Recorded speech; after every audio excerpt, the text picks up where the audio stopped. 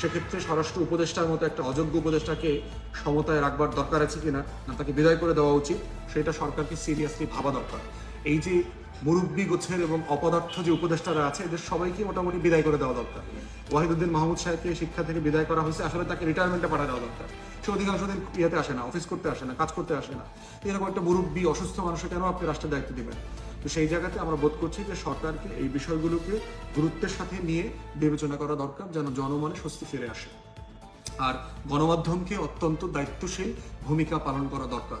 আওয়ামী আমলের সেই পতিত রাজনীতি, পতিত প্রপাগান্ডা দয়া করে করবেন না, ছড়াবেন না।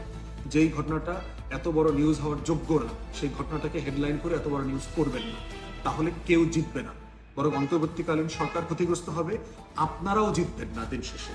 আপনারা যদি মনে করেন আওয়ামী লীগ ফিরে আসবে, শেখ পরিবার ফিরে আসবে, তাহলে কুলখানি পড়তে থাকেন, দোয়া কালাম বেশি করে পড়তে থাকেন। আওয়ামী লীগ ফিরে আসবে না, এটা কবর হয়ে গেছে। আওয়ামী লীগের রাজনীতি, শেখ পরিবারের রাজনীতির কবর হয়ে গেছে। সিগারেট খাওয়ার ব্যাপারটাও তাই। সিগারেট খাওয়াটা আসলে ছেলে মেয়ে কারো জন্যই কোনো ভালো দিক না, কোনো প্রাউড ফিল করা অথবা স্মার্ট হওয়া, আধুনিকতার কোনো ব্যাপার নাই। সিগারেটটা হচ্ছে মানুষকে ধীরে ধীরে মৃত্যুর মুখে ফেলে দেয়, খুব বাজে একটা জিনিস। সবচেয়ে বেশি ক্যান্সার আক্রান্ত রোগী সারা পৃথিবীতে যারা মারা যাচ্ছে, তাদের বড় কারণ হচ্ছে ধূমপান এবং মদ্যপান, মদ খাওয়া। এই দুই জিনিসের কারণে সবচেয়ে বেশি মানুষ মারা যাচ্ছে সারা দুনিয়াতে। লিভারের ক্যান্সার, লাংয়ের ক্যান্সার, বিভিন্ন জায়গার যে ক্যান্সার হচ্ছে সেগুলোতে। তো সেই বাস্তবতায় তো একটা রাষ্ট্র বাংলাদেশ আইনও আছে, সিগারেট খাওয়া যাবে না পাবলিক প্লেসে, ধূমপানের ব্যাপারে। কিন্তু সেখানে একটা মেয়ে যদি সিগারেট খায় এবং সেটা যদি রমজান মাসে হয় এবং সেটা মুরব্বীদের সামনে দিনে দুপুরে, এই যে অ্যাগ্রাভেটিং এলিমেন্টগুলো আছে, যেগুলো সমাজে বিরাজ করে, সমাজের এই বিরাজিত উপকরণগুলোকে ইগনোর করে কেউ যদি মনে করে যে সে তার অধিকারকে কেড়ে নেবে, অধিকার আদায় করবে সমাজ থেকে, রাষ্ট্র থেকে, এই অধিকারটা প্র্যাকটিক্যালি আদায় করা সম্ভব না। আইন এইভাবে ওয়ার্ক করে না, অধিকারের আইডিয়াগুলো এইভাবে ফাংশনাল না। এবং না বলেই এটার কাউন্টারে আবার শত শত মহিলারা, মা বোনরা এসে মিছিল করেছে সন্ধ্যায় যে এই ধরনের বেয়াদবি আচরণ চলতে পারে না। সম্মান, মর্যাদা, সমাজের যে মূল্যবোধ, একটা মূল্যবোধহীন সমাজ কখনোই সমাজ মেনে নেবে না।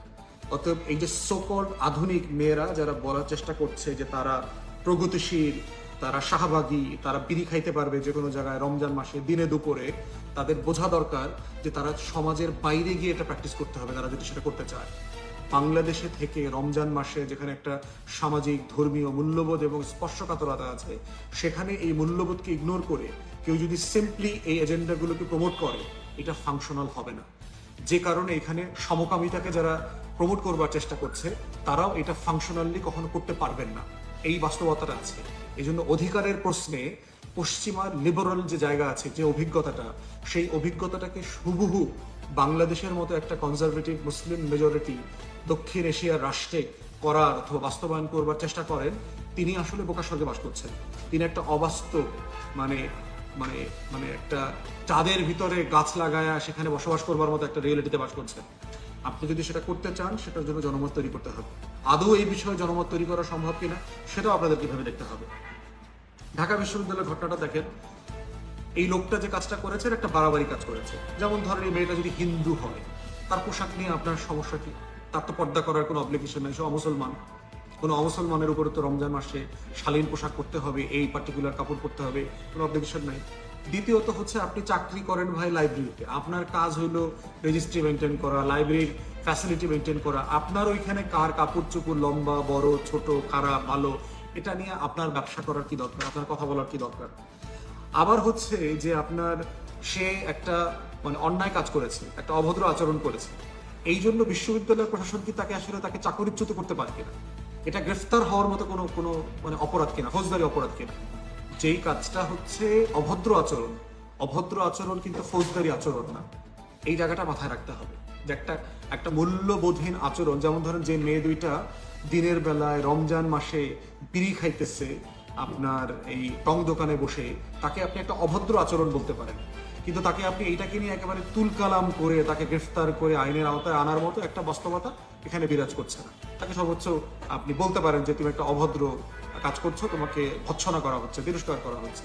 তো বিশ্ববিদ্যালয়ের স্টাফের ব্যাপারেও যেটা হয়েছে যে মানে মশা মারতে কামান দাগার মতো অবস্থা হয়েছে।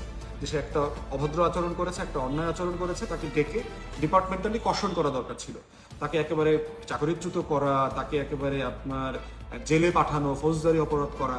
এর বাইরে আবার এই যে সকল তৌহিদি জনতার ব্যানারে ছাত্রলীগ, যুবলীগ, আওয়ামী লীগের গুন্ডা পান্ডাদেরকে আইনা জুব্বা পরায়া, দাড়ি রাখায়া, মিছিল মিটিং করানোর এবং প্রতিবাদ করানোর যে স্যাবোটাজ করায়া, আবার এই ঘটনাগুলোকে মোরাল পুলিশিং, মব কালচার আকারে গণমাধ্যমে এবং অনলাইন প্রপাগান্ডা করার যে আওয়ামী রাজনীতি, এই আওয়ামী স্যাবোটাজের রাজনীতিতে আমরা অভ্যস্ত অলরেডি।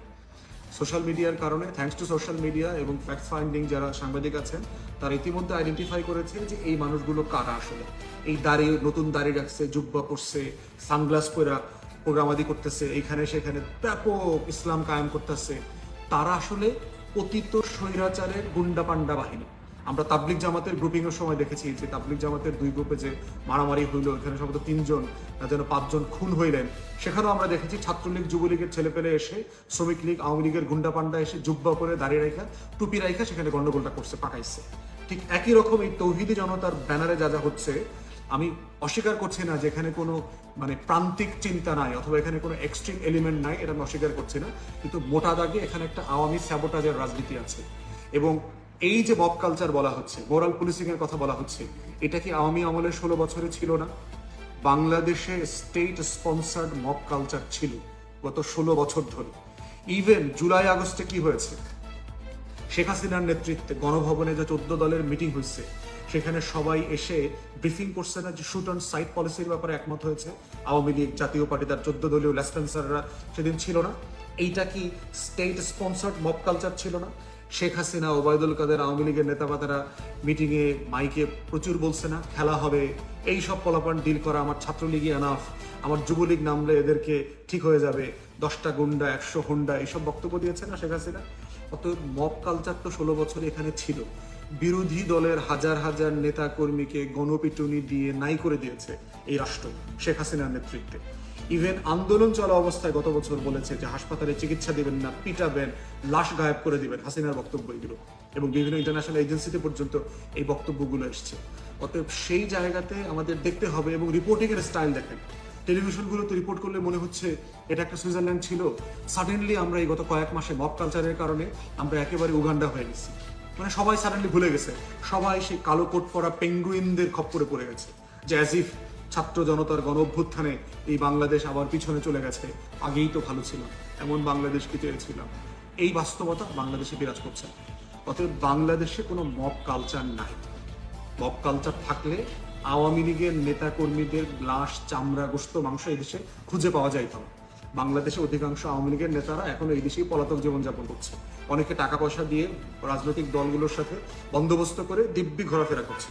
অতএব সেই বাস্তবতায় বাংলাদেশে কিছু আইসোলেটেড ইভেন্ট আছে, যেটাকে ডিসপ্রপোর্শনেটলি সোশ্যাল মিডিয়া এবং আওয়ামী নিয়ন্ত্রিত গণমাধ্যমগুলো এটাকে প্রোপাগেট করতেছে এবং এগুলোকে পপুলার জায়গাতে নিয়ে আসতেছে। এর ভিতরে আছে সেই শাহবাগী এলিমেন্ট, যেগুলো বাংলাদেশে গত 11, 12, 13 সাল থেকে আমরা দেখেছি এই রাষ্ট্রকে অস্থির করে দেওয়ার জন্য।